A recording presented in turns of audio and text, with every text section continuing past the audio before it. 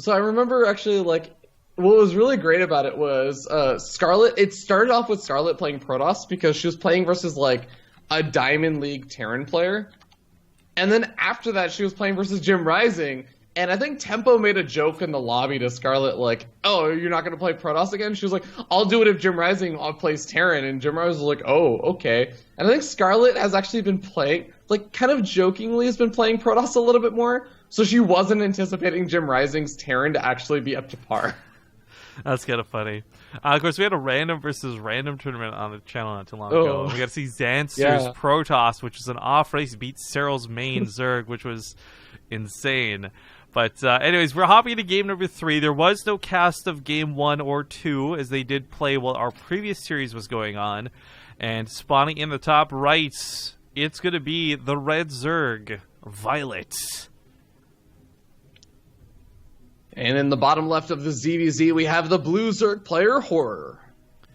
Now, I don't know how these first couple of games went, but it's worth noting they both played out in about a matter of 15 to 20 minutes. So I'm imagining a little bit, at least one of the games had an all-in attached to it. It's kind of hard to imagine that both games were passive and roaches and long, like that first series with Sulky. God, I'm almost masochistic enough to want to go back, get the replays, and cast that Sulky versus viOLet game of what we missed. Like, that was seriously 2 hours of a ZvZ, where we thought players were AFK and we thought the bracket never started, but it was just actually a very long ZvZ.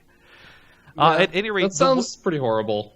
The winner of this goes on to fight against Armani, so there's still more ZvZ to be had. The finals of this tournament is going to be versus True, so I mean, I'm sad to report to some. Let's be honest, I'm sad to report to many, but some of you guys will be happy.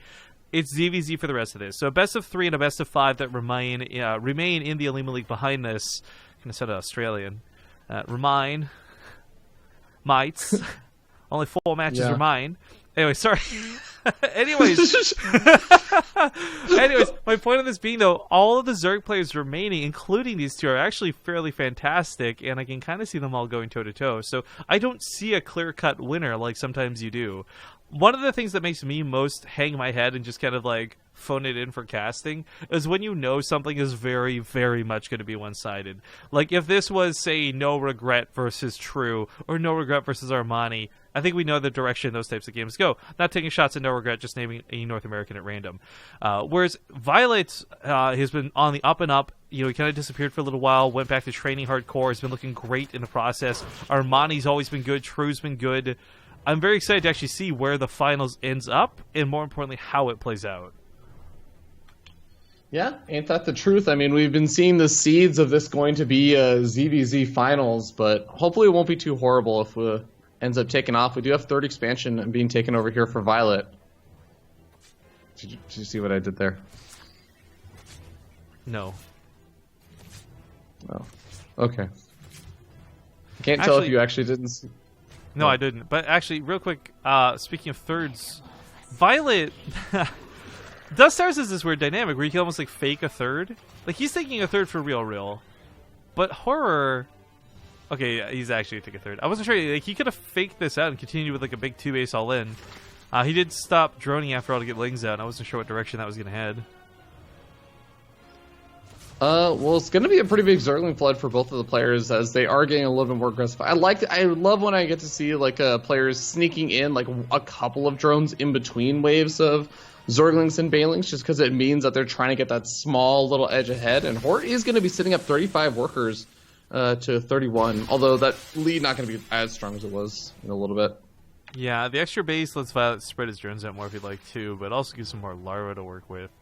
If viOLet's the one who's going to cut drones first and go for a big all-in, he's certainly set up for it with a Roach Warren coming down and all, but I don't know.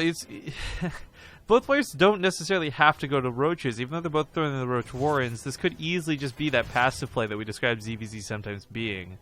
You know, kind of the, it's like the nuclear war option where, okay, you go Roaches, I go Roaches, nobody wins, but if we just both drone, everybody's happy.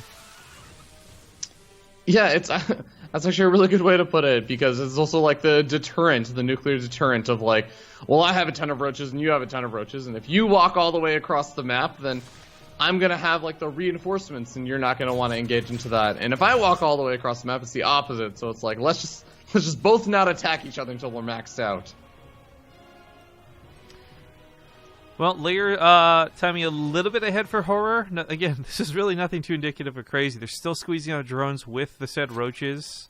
You know, you make 5 roaches, 1 drone, 3 roaches, 2 drones, you mix and match. But Horror has only made a couple of things defensively. A bit of a fake aggression through continued lings, but he's actually going towards Aspire. Now, I guess we brought this up earlier today in a previous cast, but it's worth mentioning again. Dusk Towers is a great map for Mutalisks. Zerg versus Zerg. Even though mutas have received no buffs and no nerfs in the last, like, I don't know, year and a half, 2 years, they've still somehow managed to come out on top once again when it comes to what people deem as, I guess, overpowered in ZvZ, because mutas really do get out of control very quickly. They really do, and I think it was actually a pig who was telling me, you know, it's just the spore crawlers just don't feel like they do anything to Mutalisks right now. And even when they, because spore crawlers, for those who don't know, they do 15 less damage now than they did 6 months ago, to air, specifically biological. But even when they were still really, really good versus mutas, mutas still had a place in the matchup. Like, there's never been the solid stop to this. It's funny to say. For a small time period, we saw Vipers actually wreck mutas, but then everybody learned how to split ever so slightly, and it was no longer an issue. Yeah. Well, we are going to be seeing the first round of Mutos come out, about 11 of them. Of course, you don't want to overcommit to the Mutalisk just because you still need enough on the ground to at least hold off your opponent's roaches and make sure that you don't just die to them, because that's exactly what viOLet's going to try and do right now. He's rallying all of his roaches and Zorgons straight across the map. Yeah. Is he going to be able to do anything in time, though? The Ravages are being made, and this is actually going to cause him to wait a little bit longer. I think viOLet's in trouble. I mean, he's going to lose anything on this side of the map for certain. Ravagers finishing up means he's just got to go and do some damage. There's not a lot of spines, but there's certainly enough of them. Quick shoutouts, by the way, to Swords and Noobs. 24-month resub, Jesus. Wow. This attack, though, is going to fall flat, and this was really unfortunate for viOLet because he was reaching out for a 4th. That's probably best off canceled. Build like 4 or 5 spore crawlers, maybe. I mean, his own Spire is finishing soon-ish, but he spent so much gas on the roaches and so much gas on the Ravagers, he's not even going to be able to build enough mutas to contest this. Like, yeah, this is... It's not fun playing behind in mutas, but he is, and I'm not feeling very great for viOLet. He's going to continue to be aggressive on the ground, and one thing we will see complacently happen for a lot of Zerg players initially is you go for mutas and drones, not a lot of roaches and lings. But Horror actually did go for a lot of roaches, and in a weird sense, like, kind of counters exactly what viOLet's doing. I mean, it kind of works out well because, as we said before, like, it was a very passive game early on to start with, so that meant that Horror is already up to 71 drones. There's actually no need for him to drone anymore or to play greedy. Like, he is only focused on getting more units. Yeah, viOLet's also up to a pretty insane drone count himself. The problem is he went for all these spore crawlers, ready and capable for taking on the mutas.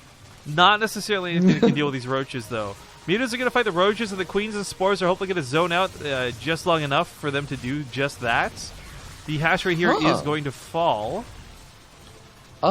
I mean, the muta count, it's not quite there yet for viOLet, but he's starting to get it up to, like, an okay-ish number, and as long as he actually finds a way to avoid a main engagement fight...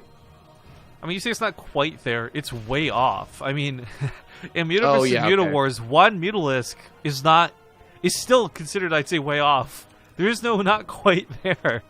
Yeah, I'm just wondering, like, I know spore crawlers don't do nearly as much as they used to, but with spore crawler support, I wonder if you can actually build up and, like, defend a 4th expansion and try and get the stuff. Oh, didn't realize the lack of creep here. That's going to actually cause the spores to bleed out quite a bit. Yeah, we're really relying on that 4th expansion for the creep. But I guess it's worth just keeping them there just to get extra shots on the Mutalisks. Yeah, potentially. I mean, even just 1 or 2 shots can go away, a long way. 17 mutas versus 30, though, Fear Dragon. I really like viOLet, but I think what he's doing right now is a much smarter choice. If he continued to invest in mutas, I think he'd be out of the game. Instead, he's moving towards an infestation pit. Likely, I'm hoping Hive. There we go, because Vipers, I think, are going to play way better in this situation than Fungal Growths will. Fungal Growths, well, they're a lot more... they're guaranteed to get you kills. Parasitic Bomb is guaranteed to get you damage, and I think damage when you're behind in mutas can let you win a muta war. Glaive Worms are a hell of a thing. Yeah, if he had a slightly better economy with a 4th expansion and everything actually being taken, I would say, you know, why not both Infestors with the Blinding Clouds? But yeah, he just straight up can't afford it, and he's going to have to make a choice on how he's going to try and handle this.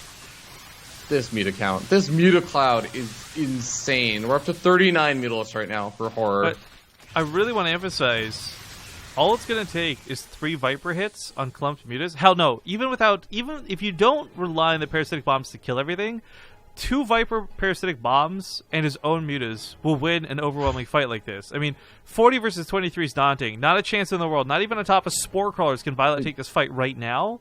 But again, Hive's finishing up. If he can somehow keep Horror too scared to fight, which doesn't appear to be the case, but, you know, Spores are getting their shots off. This isn't going terribly. I mean, he's buying time. He actually won the ground fight with just pure Zerglings. If viOLet, I mean, he's still sitting on 76 drones. I mean, this is kind of crazy. It kind of sucks, though, because I think he knows he's falling behind. He's on a very thin wire. He just spent so much money on Mutas. He doesn't actually build any Vipers for this. I mean, I guess he's scared they do one at the time to get the energy on them, and that's a fair point, but he's not fighting with all his Mutas. Control here's lax. He's on the other side of the map. He's not even paying attention back home. He's hoping these Lings can get him kills, but it's not going to happen. Not like this, and viOLet may have just thrown away any chance he had at fighting in this very bad defensive, we'll call it A move? They were just idle, though. Well, yeah, you know, I don't really like how he handled that defense on the other side of the map, but I think just the Zerglings was kind of nice just because I think he did buy himself at least another minute or so. He loses his 4th expansion, which is pretty important, but he's gotten out that first Viper, he's getting out a second Viper, and oh god, he's losing all of his Mutas now. I don't think he has enough time anymore. GG. I love the idea of where viOLet was taking that. It's just so unfortunate he didn't quite get there. I mean, that's the thing too, like, he barely didn't get there. But that's gonna mean Horror advances now to go fight against Armani in the semifinals. Winner of that plays against True in the grand finals. So, get closer and closer to the end of this morning's Olimoleague. Quick reminders and shoutouts, guys, that this is not the only cast from Fear Dragon and myself today. Of course, it will be later this evening that we're back with the WCS Regional Challenger Part 2. But and even doing DreamHack Austin tomorrow. Yeah, well, I mean, that's the only thing, though. We unfortunately did have to cancel Chairs for Gaming. We did have to cancel Matcherino. I mean, that's the problem. Like, it really sucks that we have to move things around for other events. But, you know, we're used to it at this point. Anyways, we're going to go to a small break while this series sets up. We'll see you guys in 2 minutes.